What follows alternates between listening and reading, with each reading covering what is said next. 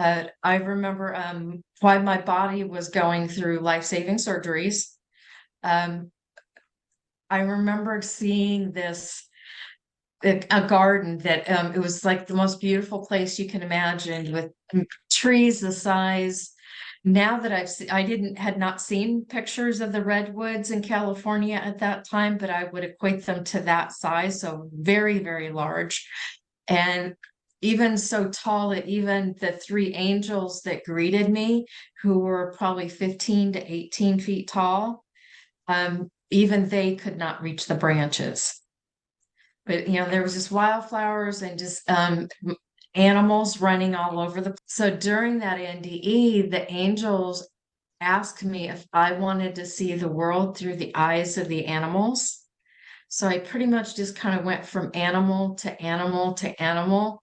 And I know in my first NDE, I did pretty much stay with animals I was familiar with on the farm. But the second NDE, I ended up where I was swimming and I was in a massive body. So I would think it was probably some type of whale or very large animal or mammal. And then all of a sudden, I wasn't swimming in the ocean anymore. I was actually swimming in space. So I was swimming among the stars. And then I was led to a place where it's like the best way I can describe it is I'm witnessing the moment that we commonly refer to as the Big Bang.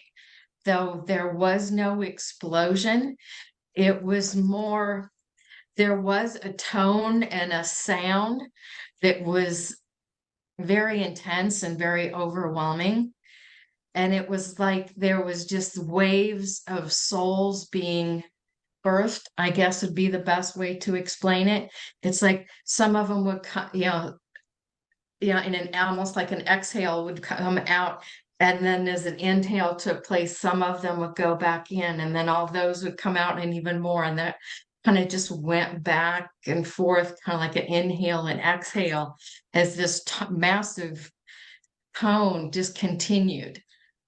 And I know it was because I witnessed my soul's intention to go to the angelic realms. Me and two other souls were like pulled aside, and we were asked to become what they use the term planet creators. Now, I'm still trying to wrap my head around what that means. But, and then these like screens, imagine like a computer screen, but a little bit bigger, and it just kind of rolled out. It was just like very flexible. But it's like they showed us the world, what it'd be like if we did and what it would be like if we didn't. Now, Oh, that part I really don't remember the details of, other than seeing the screen, and it kind of happened, at least from my perspective, very quickly. I obviously made the choice to take this role. The other two beings did not. They continued to the angelic realms. And then from there, I was like taken someplace where I went through like a school, like a training to take on this role.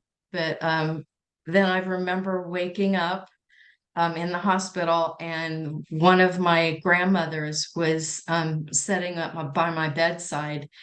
As a result, I see, I was able to see my angels all the time.